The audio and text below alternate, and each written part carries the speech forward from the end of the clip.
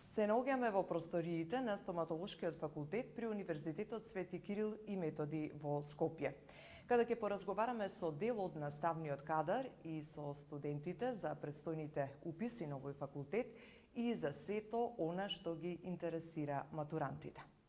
Овој факултет е најстариот стоматолошки факултет во нашата држава, каде во учебната 1959-60 година се запишала првата генерација студенти по стоматологија. Од тогаш до денес, повеќе од 60 години, представува највреден и најзначаен извор за едукација на стручно научен кадар од областа на стоматологијата во Македонија.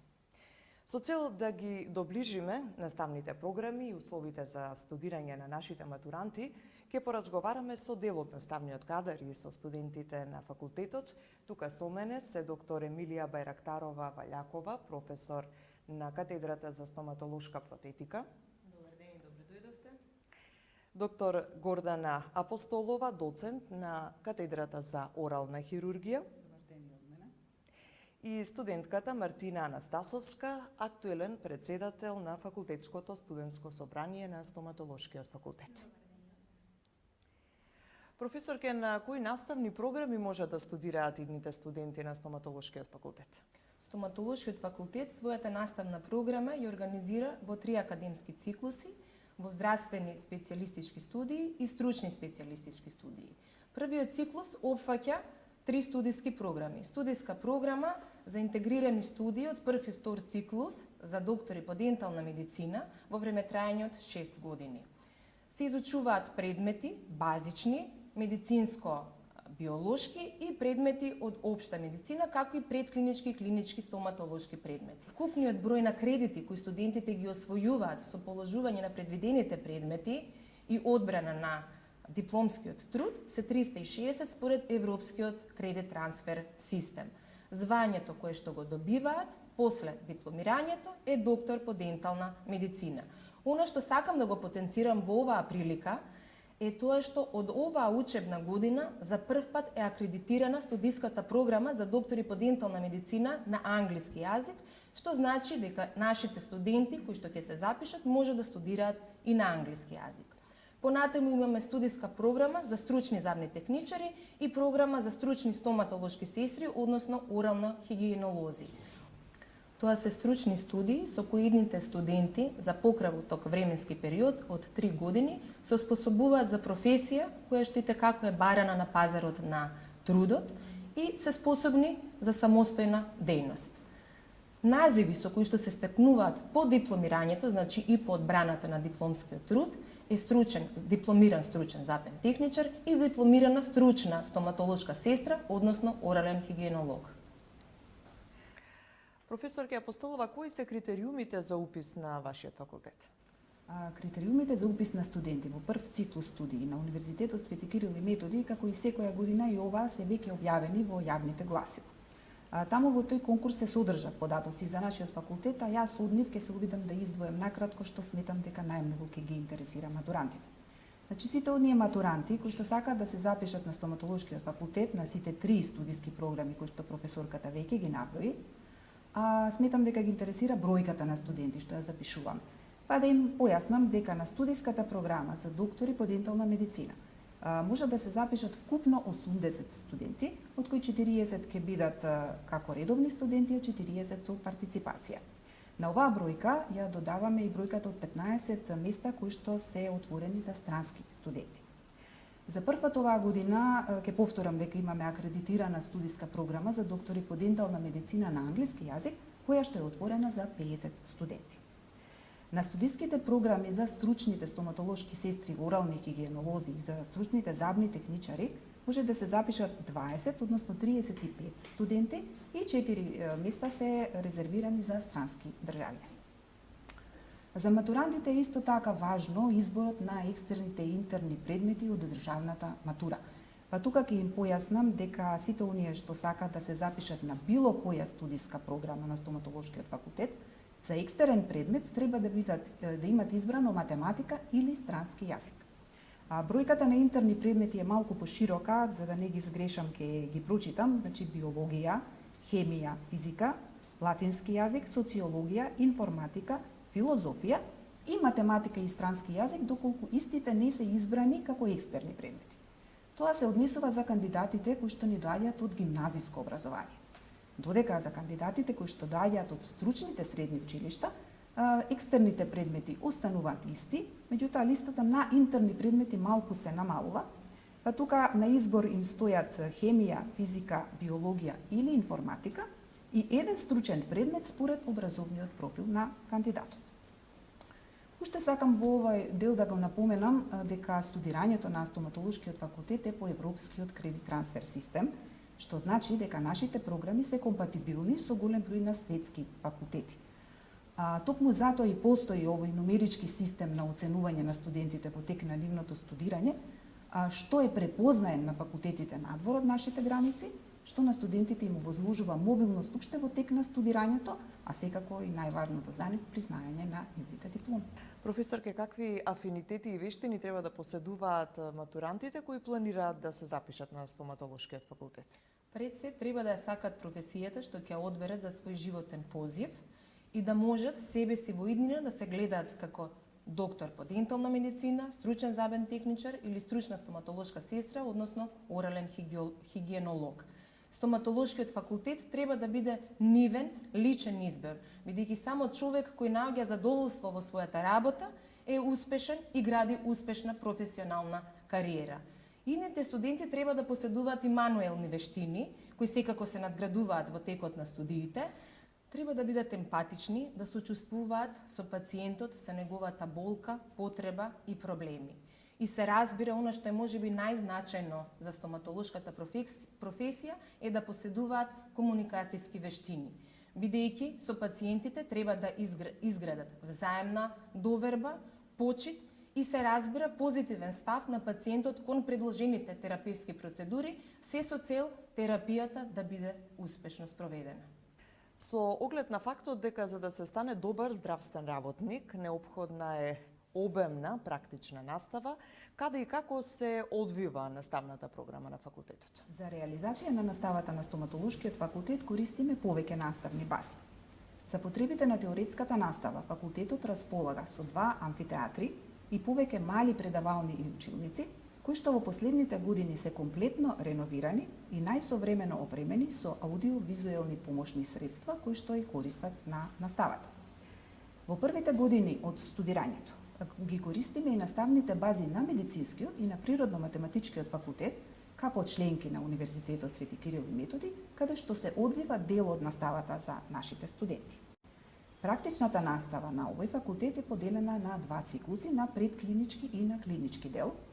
За потребите на предклиничките вежби, кои што главно се застапени во првите години од студирањето, факултетот располага со предклинички лаборатории, кои што се најсовремено опремени со симулациони модели, на кои што студентите работат и на тој начин ги стекнуваат првите основни вештини, кои што понатаму им се неопходни за клиничкиот дел и работа на пациенти.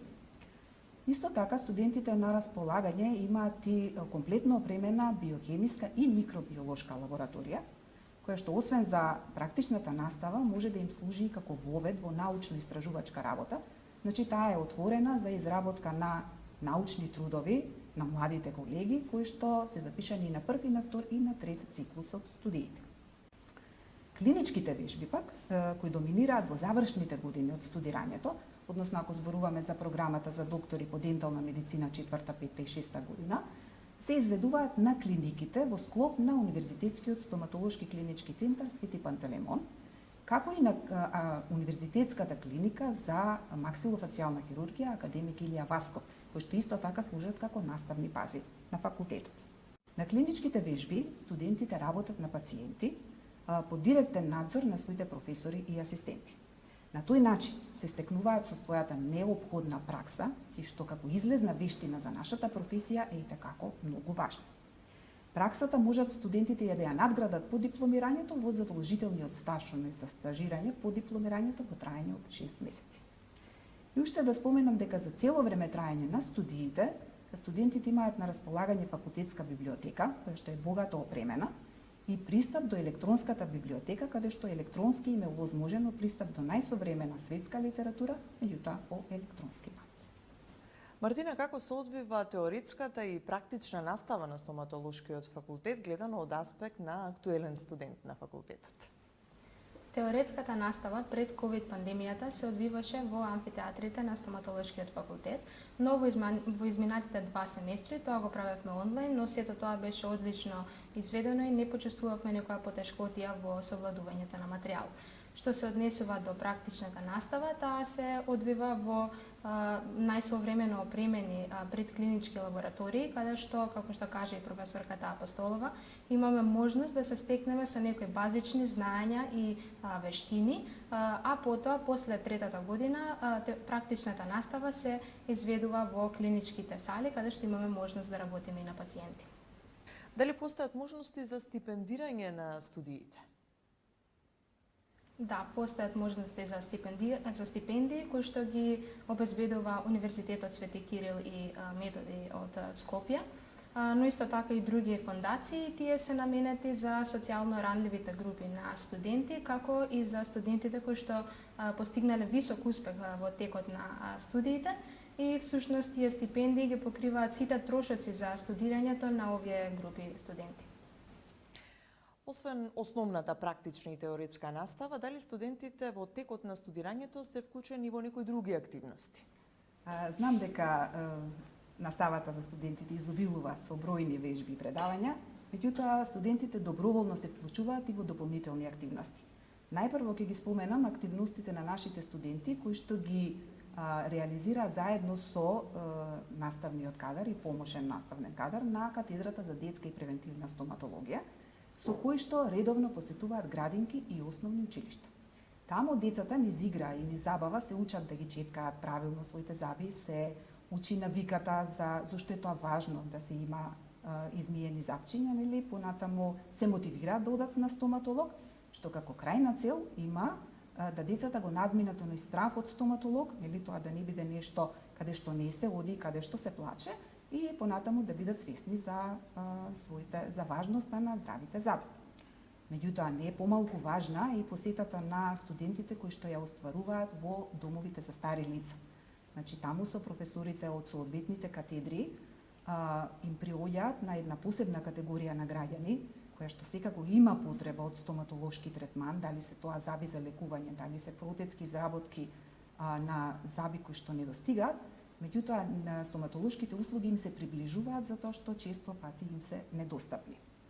И секако не можам да не ги споменам нашите студенти кои што редовно се вклучуваат во активностите за денот на оралното здравје. Тоа е една широка достапна едукативна кампања која што ја подига свесноста и грижата за оралното здравје, меѓутоа кај сите категории на граѓани. Студентите се организирани во факултетско студентско собрание. Кои активности ги има ова собрание и што се организира со него? Факултетското студентско собрание представува невладина, непрофитабилна студентска организација која што ги застапува правата на студентите и ние организираме студентски, научни и интернационални конгреси кои што имаат традиција и повеќе од 30 години. Исто така предавања од стручната област, како и соработка со останатите факултетски студентски собранија и исто така летни школи каде што ние како студенти имаме можност да работиме во многу работилници од областа на стоматологијата. А каде по завршувањето на студиите, кои се опциите за вработување? По дипломирањето, младите колеги имаат неколку опции. Да се вработат во јавна здравствена установа, например поликлиника, која што бавува и стоматолошка дејност, значи пружа и стоматолошки услуги. Или пак во приватна здравствена ординација, односно установа. Може да отворат собствени стоматолошки ординации или собствена заботехничка лабораторија. Друга опција е вработување во компании кои што се занимаваат со набавка, дистрибуција и продажба на стоматолошки материјали и опрема. Понатаму може да се вработат во државни институции, како што е, например, Министерството за здравство или некои агенции, кои што меѓу другото се занимаваат со промоција на стоматолошката дејност и со промоција и подобрување на оралното здравје. Најдобрите студенти пак имаат можност по дипломирањето да се вклучат и да изведуваат практична настава на стоматолошкиот факултет. Дел од дипломираните доктори по дентална медицина можеби ќе посакаат својата академска наобразба да ја продолжат и евентуално да створат и да изградат академска кариера, поради што би можеле да се запишат на втор и на трет циклус академски студии на стоматолошкиот факултет. Втор циклус или магистерски студии е во време траење од 3 семестри и по положувањето на предвидените испити и одбрана на магистерскиот труд, се разбира, го добиваат академскиот назив магистер на стоматолошки науки. Докторските или трет циклус на студии се во време траење од 6 семестри и по положувањето на предвидените предмети и одбраната, се разбира, на докторска дисертација, кандидатите, односно докторандите, се стекнуваат со академски назив доктори по стоматолошки науки. Дел од дипломираните колеги, односно доктори на дентална медицина, посакуваат да го надградат своето знаење во одредена гранка од областа на стоматологијата и истовремено да ги предлабочат и да ги подобрат своите вештини во практичната работа, поради што може да се запишат на специализација на стоматолошкиот факултет, значи тоа се специјалистички здравствени студии на една од 9 специјалистички гранки. На тој начин се обезбедува кадар за пружање на здравствена заштита кај пациенти со потежок облик на болест или состојба, каде што е потребна специјализирана дијагностика и терапија. Дел повторно од студентите кои што ќе завршат на стоматолошкиот факултет може да се запишат и на стручни студии.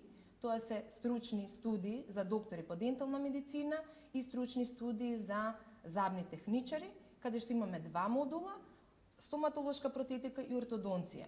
Во суштина се работи за студиски стручни програми кои што се во време траење од 1 година, а називите кои што ги добиваат со дипломирањето и со одбрана на специјалистичкиот труд се специјалист, доктор на дентална медицина и стручен забен техничар, специјалист по стоматолошка протетика, односно специјалист по ортодонција.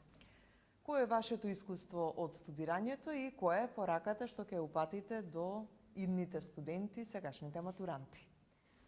Со моето досегашно искуство од студирањето можам да кажам дека сите очекувања кои што ги имав пред да се запишам на стоматолошкиот факултет се исполнети. Да, има многу учење, многу труд, многу непреспиени ноќи и многу одрекувања, но сепак кога ќе ја направите првата успешна интервенција на пациентот, од тоа задоволство дека сето тоа вредело и се исплатело, нема ништо хубаво. Па затоа доколку сакате да помагате на пациентите и доколку навистина ја сакате науката, стоматолошкиот факултет во Скопје представува вистински избор за остварување на вашите цели. Професорке, како професор на стоматолошкиот факултет, која е пораката до матурантите? Што да им порачам на нашите матуранти? Им порачам дека инвестирањето во знаење на еден од најтешките факултети е влог во иднината. Тоа е професија која што ја враќа здравата насмевка кај пациентите, со што нивната самодоверба се подига на сосема друго ниво и воедно им го олеснува социјалното живење. А за сето тоа ќе ви бидат благодарни.